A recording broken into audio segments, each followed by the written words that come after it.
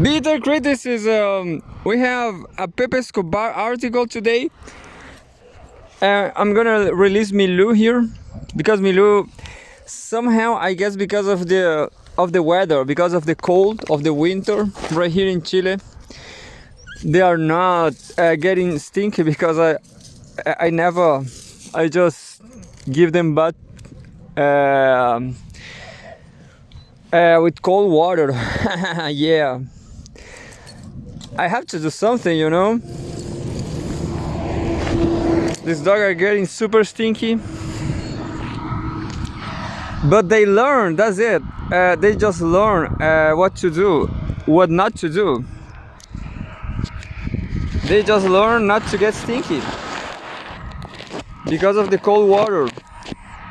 I'm not talking about geopolitics, but I guess it's important to learn from. Well, I'm not talking about Russia,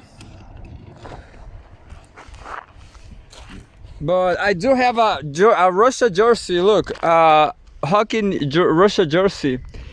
I bought it right here in Chile, but I guess, you know, there was a woman selling. I bought two interesting jerseys from her. This one and one fakery from Iran. Sometime I will wear that jersey, but I guess I show you. I've shown you some time ago. No, I guess I'm talking alone. Yeah, I guess that's the truth. I'm speaking alone.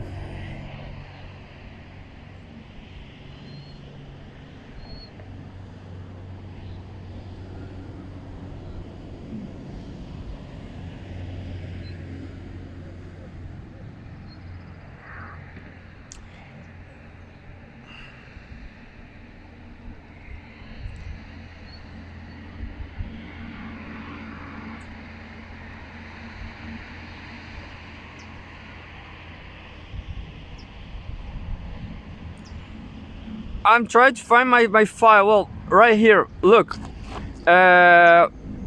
News from June 3rd. Today is June 4th. But that's it. I'm trying to open up the video. Yeah, I'm not sure. Yeah, here we go. Pepe Escobar. Pepe Escobar Telegram. Pepe Escobar Telegram. 2 years after February 22 from 2022 is not 2222, huh? What about that? The West is paralyzed. What happened? Maybe, I'm not sure what happened in 2222. Look,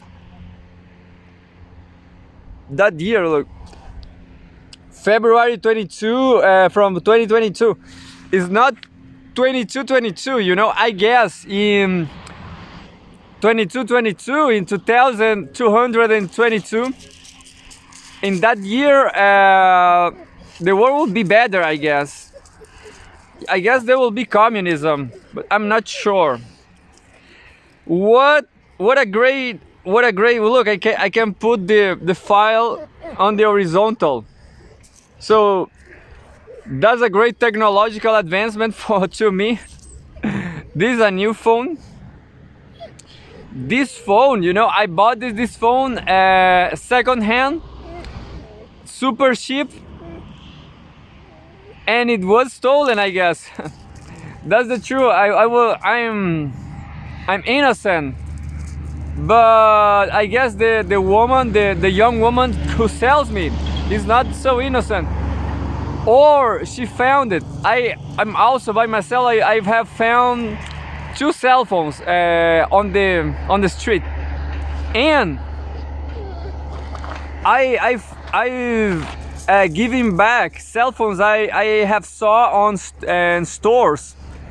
I have found two times that. One in Brazil and one in Chile. So it's kind of rare, but anyway, cell phones are awesome. Maybe police will trace this cell phone back here in Playa Ancha, who knows. Anyway, Pepe Escobar, February 24, 2024, by A in Russia. I don't know, by H-A, look, by A-H-H. What about A-H-H? What's that? 2 years after the start of the SMO, special military operation, the West is totally paralyzed. The geopolitical moment, you are irrelevant, and the global South, global majority don't care. By Pepe Escobar at the Strategic Culture Foundation. Exactly 2 years ago, this Saturday, on February 24, 2022, Vladimir Putin announced the launching and described the objectives of a special military operation, SMO, in Ukraine. That was the inevitable follow-up to what happened 3 years before on February 21, exactly 8 years after Maidan 2014 in Kiev, when Putin officially recognized the self-proclaimed republics of Donetsk and Lugansk.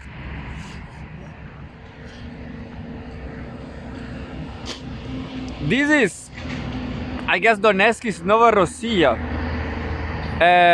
the black soil of Novorossiya, as Pepe says. Well, I agree with that, because Maidan was Nazism. During this pregnant with meaning short space of only 3 days, everyone expected that the Russian armed forces will intervene militarily to end the massive bombing and shelling that had been going on the 3 weeks across the front line, which even forced the Kremlin to evacuate populations at risk to Russia.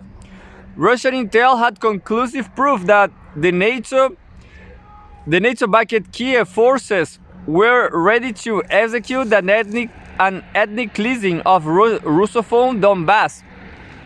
Yeah, so there will be a genocide too, from Russian people in Donbass. February 24, 2022 was the day that changed 21st century geopolitics forever in several complex ways. Above all, it marked the beginning of a vicious, all-out confrontation, military, technical, as Russians call it, between the empire of chaos, lies and plunder. It's easily pliable NATO stand vassals, and Russia with Ukraine as the battleground. Look who is here, look. It's Mursi. Mursi. Mursi just escaped. Mursi is kind of super independent, but sometimes he surprised me. Look. Mursi, come here. Aquí, Mursi, mira. Venga. Arriba. Vamos. What about that? We have two journalists here, two analysts. What do you think, Mursi, about that? What do you think about that, Luna?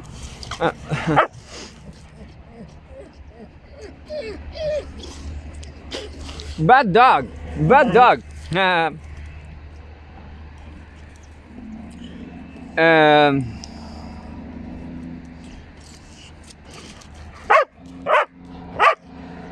There is hardly any question Putin had calculated. Any question Putin had calculated before and during these 3 fateful days that his decisions will unleash the unbounded fury of the collective West, complete with a tsunami of sanctions.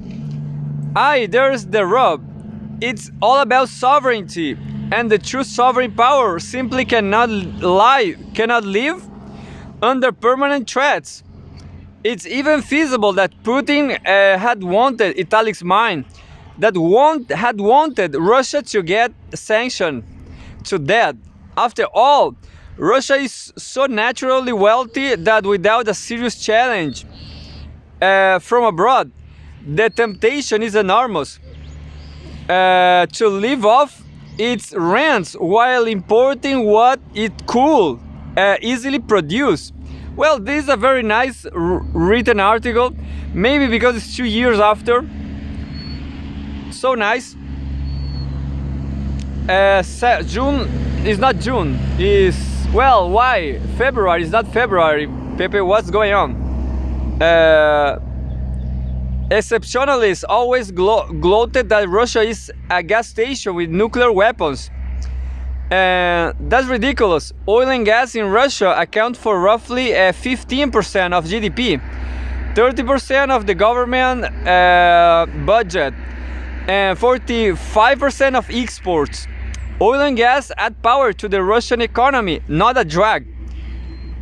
Putin shaking Russia's complacency generated a gas station producing everything it needs, complete with unrivaled nuclear and hypersonic weapons. Beat that. Ukraine has never been less than a nation. Javier Moreau is a French political strategist. Well, this is another news, I guess. Political strategic analyst based in Russia for 24 years now. Guaranteed from the prestigious Saint Cyr Military Academy and with a Sorbonne diploma. He hosts 2 shows on Russia Today France. Russia Today France, I never heard that. Well, this was just another article, an advancement. His latest. Well, something happened here. I guess that's it. So the news, I guess, is over. Who knows what's going on in this article? Look, I'm gonna read the next paragraph. His latest book, Ukraine, Pourquoi la Russie a gagné? Ukraine, Why Russia Has Won. That's an interesting book. Just out is an essential manual for European audiences on the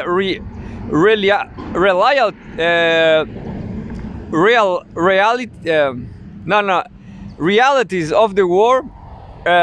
I was thinking it was reliabilities, but it's realities of the war, not those childish fantasies concocted across the NATO sphere by Eastern experts with less than zero combined arms military experience.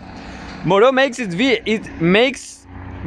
very clear what every impartial, realistic analyst was aware of from the beginning: the devastating Russian military superiority, which will condition the endgame. The problem still is how this endgame, demilitarization and denazification of Ukraine, as established by Moscow, will be achieved. Maybe with a puppet government, isn't it? Who knows? Russia will have to occupy some more territory, I guess. I'm not sure, because you cannot rely on NATO, of course. So Ukraine will be Russia will occupy Ukraine, I guess. You know, Russia didn't have so much military experience neither. And well, I was just in the Iraq invasion. They also invaded, pushing the US down. Was during the Iraq invasion, Vladimir Putin, they made a campaign in the Kosovo. In Caucasus, in the Caucasus. So that was it. that's it. Since then, nothing happened. And well, so Russia hadn't, they didn't have too much experience in war since that time, since 2020, 2002, 2003. But the US neither, you know. The US is just losing wars. They lose the war in Afghanistan. They are losing the war in Iraq, you know. They're still in Iraq, but next year that will end. The forever wars, you know, these forever wars is just like corruption. It's just corruption and pornography. You know, if you go to X videos, you will see a lot of Marines having sex with Arab Muslim woman, and that's it. But it's a fiction, you know, but that's the reality too. So the United States is not winning nothing, you know. They allegedly have experience in wars, but just losing wars, you know. Anyway, back to Pepe Escobar. What is already clear is that demilitarization of Ukraine and NATO is a howling success that no new Underwaffen like F-16s will be able to change. Moreau perfectly understands how Ukraine, nearly 10 years after Maidan, is not a nation and has never been less than a nation. It is a territory where populations that everything separates are jumbled up. Moreover, it has been a grotesque failed state ever since its independence. Moreau spent several high entertaining pages going through the corruption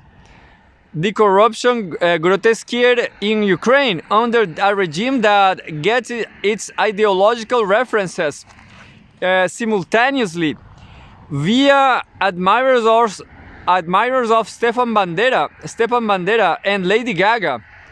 And I was listening a podcast from Rachel, I don't remember, Pepe Escobar and Rachel Madsen, and Pepe Escobar talking 3 years ago. Pepe Escobar said Zelensky, it was a hooligan, a Dynamo de Kiev hooligan. Well, anyway, so I guess, you know, when you have a poor life in Ukraine after the Soviet Union, the only thing you should think about is anger and violence and Nazism. So that's it. That is what I think it happens. It's been happening. When you have a life in poverty, you only think about retaliations, and well, that's it. Why? Because why Ukraine is not a nation. Important Ukrainian figures, the Klitschko brothers, you know, the Klitschko brothers, this box championship, this heavyweight championships, the Klitschko, well, and nothing else. Shevchenko, and that's it.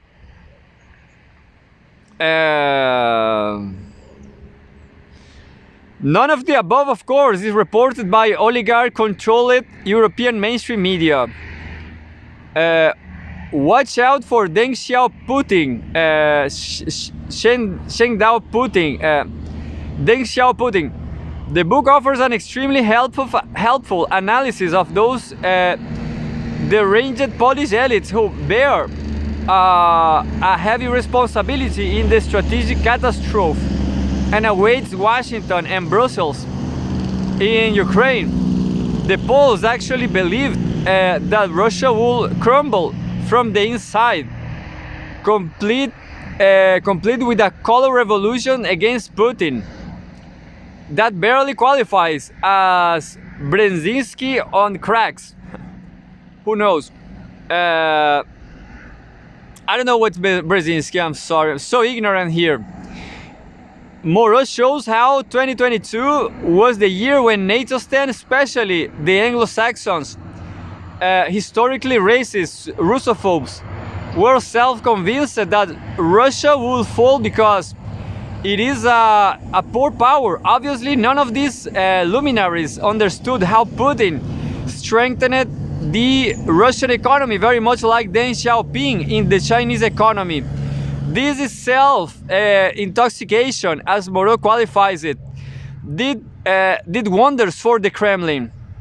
By now it's clear, even for the deaf, dumb and blind, that the destruction of the European economy has been a massive tactic, historic victory for the hegemon, as much as the blitzkrieg against the Russian economy has been an abysmal failure.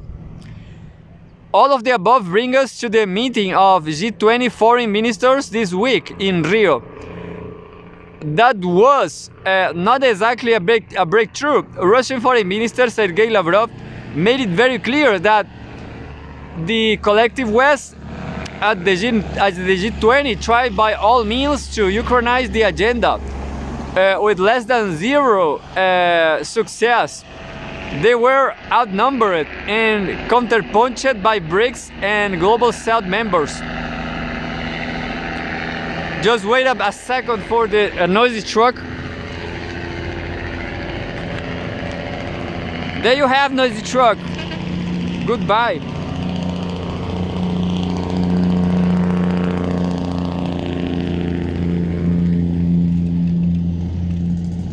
I'm glad you go away.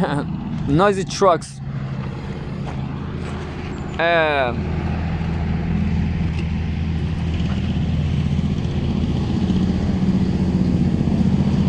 At his press conference, Lavrov at his press conference, Lavrov could not be more stark on the prospects of the war of the collective West against Russia. These are the highlights.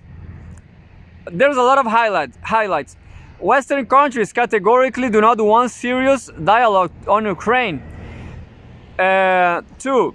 There were no serious proposals from the United States to begin contacts with the Russian Federation on strategic stability. Trust cannot be restored now while Russia is declared an enemy. Well, this I guess is obvious because you can expect nothing from the U.S. because this is U.S. policy, So this point is kind of is necessary because it's diplomacy, but nobody believes the United States will stop acting on bad faith. I don't know how to say bad faith, but cheating. United States is always acting on hypocrisy, cynicism.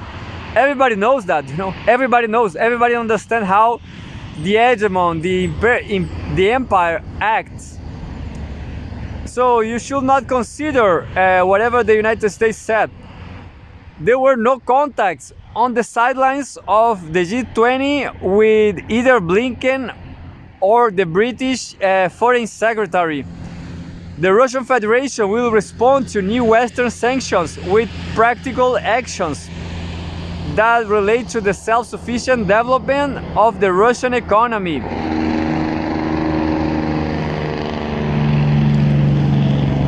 If Europe tries to restore ties with the Russian Federation, making it dependent on their whims, then such contacts are not needed. I don't know this word, look, whims. This word I don't know, whims.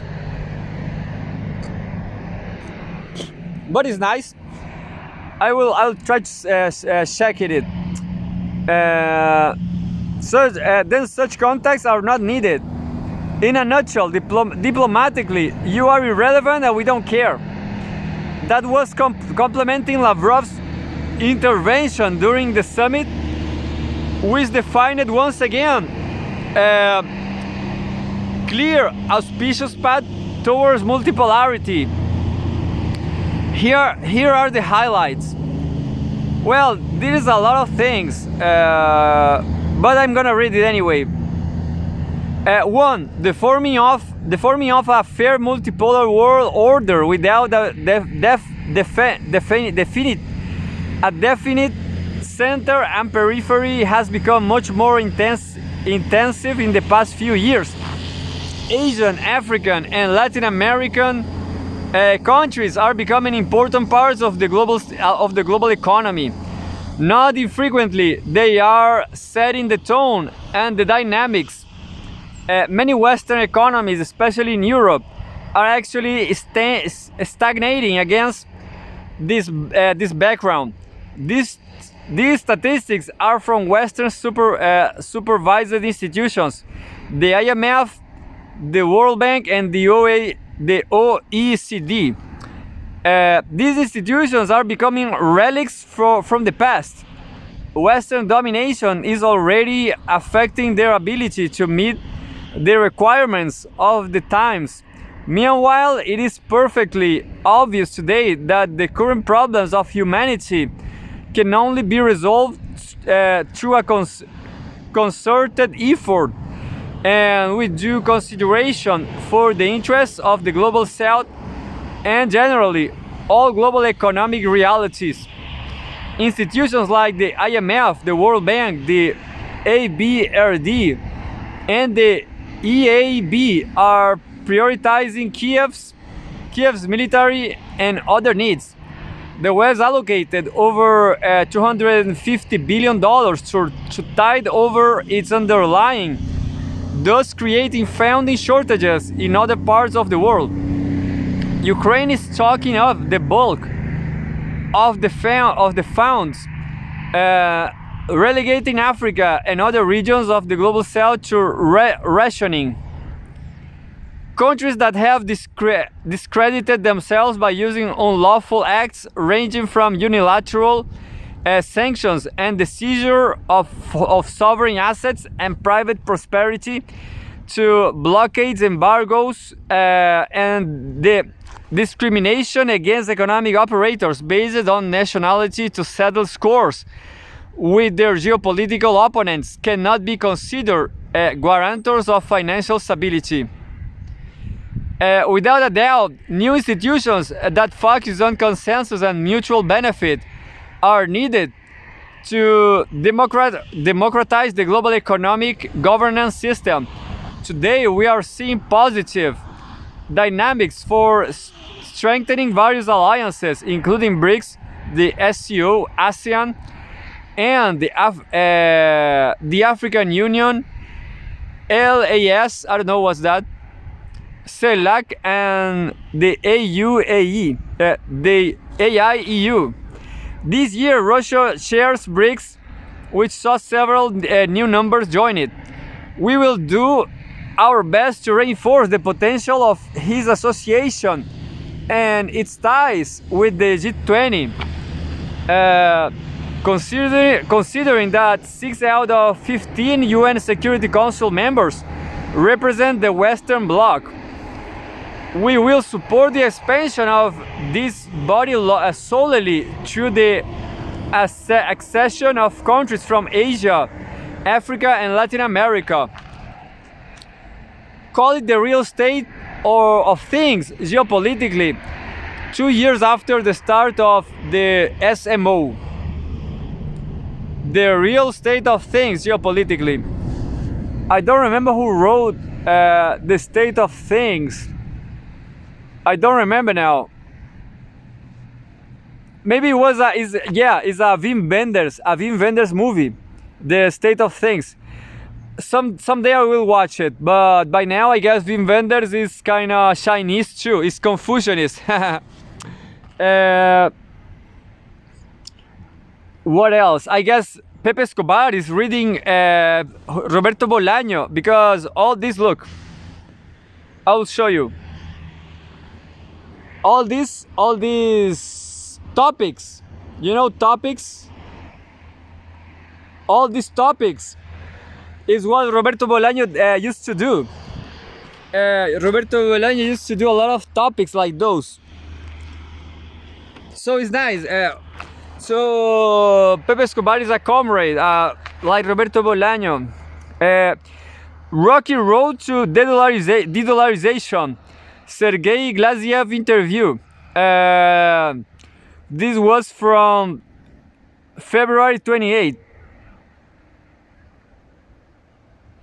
As usual, I will not read everything because I'm in the nine page of 105, so no chance to read it all.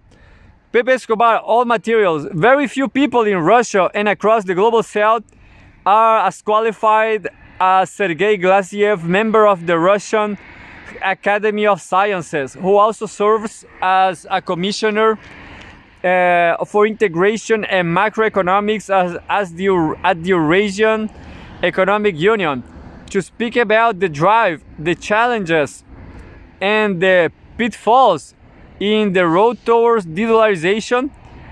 Yeah, so interesting. Economy, yeah. As the global south issues widespread call for real financial stability, India inside the BRICS 10 makes it clear that everyone needs to think seriously about the toxic effects of unilateral sanctions. And Professor Michael Hudson keeps reiterating current policies are not sustainable anymore. Are not sustainable anymore. Glaziev graciously received me at his office at the EEC for an exclusive, extensive conversation, including fascinating off the record odds and ends. So Pepe called Glaziev to give me a scholarship to study something in Russia, economy. Yeah, I want to study economy in Russia. I'm a Chilean citizen, not an Italian one. Look, I'm Russian. Give me a scholarship. Will you? Anyway, these are the highlights. As Glaziev ideas are being re-examined, and there's huge expectation for the green light from the Russian government for a new trade settlement model, which for the moment is in the final stages of fine-tuning. Glaziev explained how his main idea was elaborated a long time ago. The basic idea is that a new currency should be first of all introduced on the basis of international law, signed by the countries which are interested in the production of this new currency, not via some kind of conference like Bretton Woods with no legitimacy. At the first stage, not all countries will be included. BRICS nations will be enough, plus the SCO. In Russia, we already have our own SWIFT, the SPFS. I guess the SPFS is not giving money to Israel.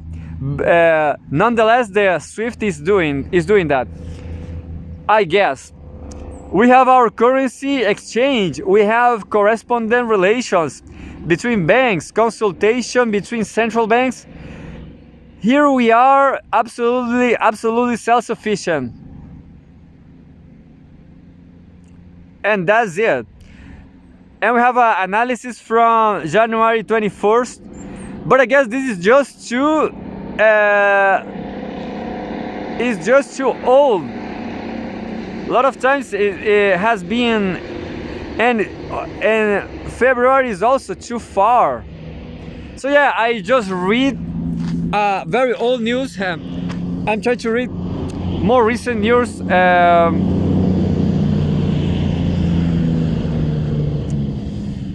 January 18, January 5th, 25. So I have a lot of old news here. I take it from Pepe Escobar Telegram. But anyway, so a lot of things are too old to me now. February 10. Arrest in Tucker Carlson assassination. 2 Try Ukrainian intelligence hire Russian hitman to murder journalists. Ukrainian intelligence hired Russian hitman to murder journalists. I guess this is normal. It's pretty common in Ukraine. Featured investigation. Arrest in Tucker Carlson assassination.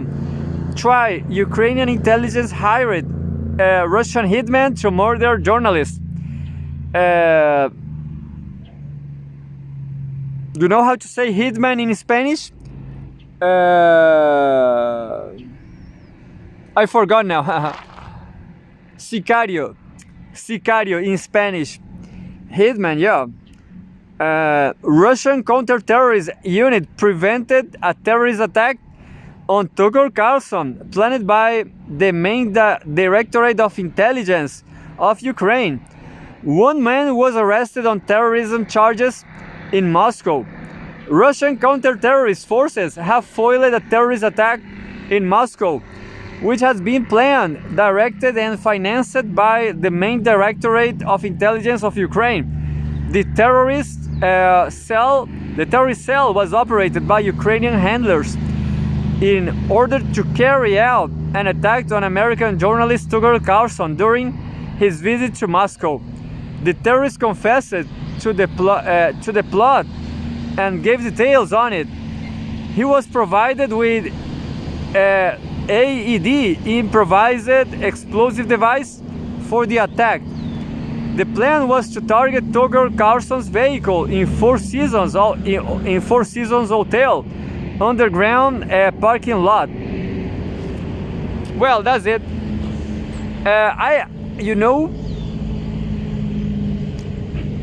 I think Tucker Carlson he was kind of right-winger, I guess he put it too far, too strong, too badly, I guess he was too well. Journalists have to do that, but journalists have to provoke, isn't it? But my opinion, Tucker Carlson is not a leftist. Ukraine they don't have to kill him because he's too right-winger, in my opinion. June 3rd, 2024. I guess I'm pretty safe here in Chile talking, criticizing Ukrainian terrorists, I hope there's no Ukrainian terrorists here. But I do know a Ukrainian beautiful girl, a Ukrainian beautiful blonde girl. To me, she's terrific. Russia and China close to replace SWIFT business regulator. This, I guess, is the last news. And I guess the Akitas are here.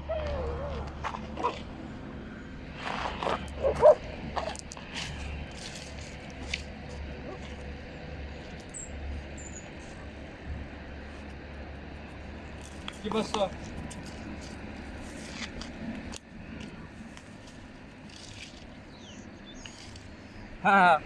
So can you see the studio is huge. Anyway, sometimes the Akitas come from behind, the Akitas come from down. The two countries have been promoting their own domestic payment systems as a reliable alternative. Russia and China close to replacing SWIFT. Very nice news. We have Boris Titov, Russian presidential business right commissioner. Moscow and Beijing are developing a system of settlements which could allow cross-border sanctions without the use of Western financial messaging system, SWIFT. Russian presidential business rights commissioner Boris Titov has revealed, addressing the results of the Russia and China cooperation in a new era international conference held in Moscow last week. Titov told TASS,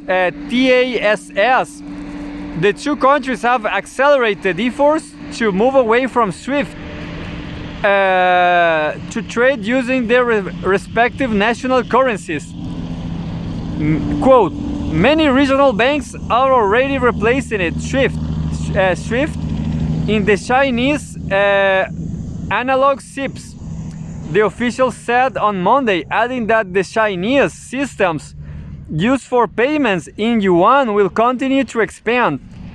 Titov is also the Russian chairman of the China-Russian Friendship Committee for Peace and Development. Moscow has been promoting its own domestic payment system as a reliable alternative to SWIFT, since many of the country's banks were disconnected from the Western financial network in 2022. Russia's SPFS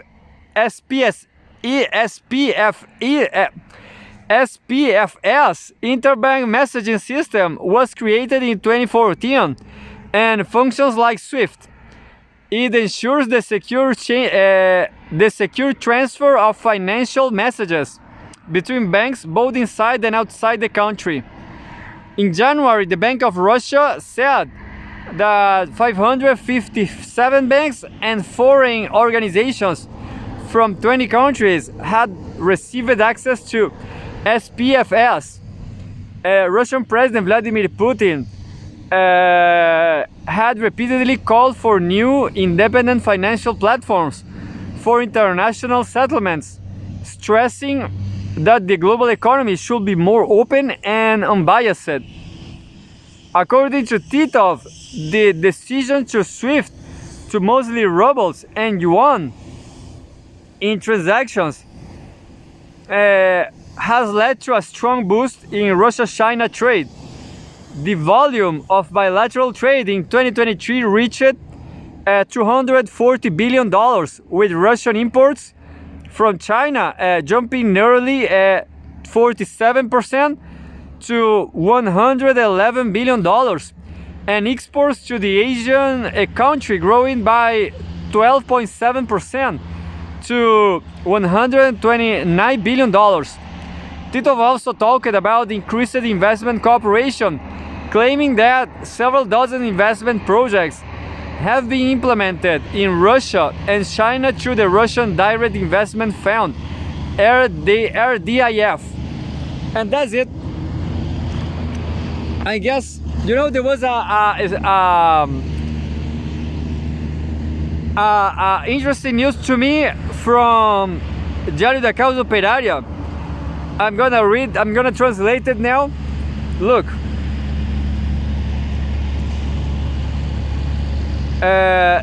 Diário da Causa Operária from Brazil, the workers newspaper, the hard workers newspaper from Brazil, Middle West.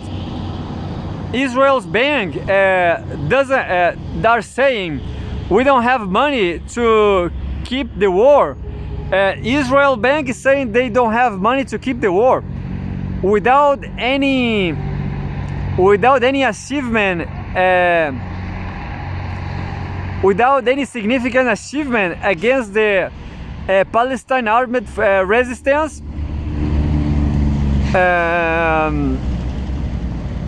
The economic Israeli system could collapse. That's what they are saying. Look, I'm translating from Portuguese. I'm translating this in real time from Portuguese. So give me a break. Would you? I'm doing this in real time. A high functionary, Israeli high functionary, I don't know how to say, alto funcionário, an important people in Israel says this Wednesday, 29 of last month, I guess it was April, isn't it? Or May, I don't know, I'm not sure. Yeah, May. The war in Gaza will continue for at least the end of this year, 2024. Even with the international pressure against Israel, against the Israel genocide. The Security National Council, Tachi Hagebni, said in an interview to the public radio Can that this year they are waiting more 7 months of combat, trying to deepen their conquest and to achieve what they call the destruction of the military capabilities of the government of Hamas. Anyway, it's been hard.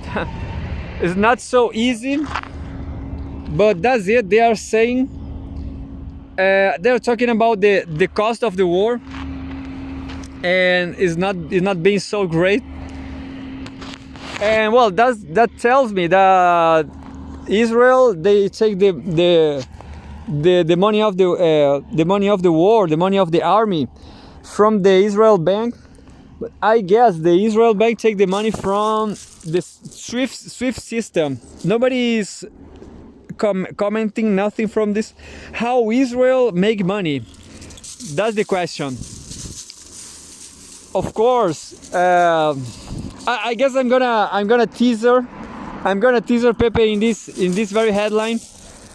I'm gonna put the headline: How Israel makes money. How Israel makes money, Pepe Escobar.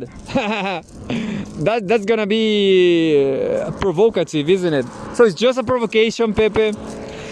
If you know this format of my videos, in the end I always release Tommy, and this is like walking Tommy and talking shit.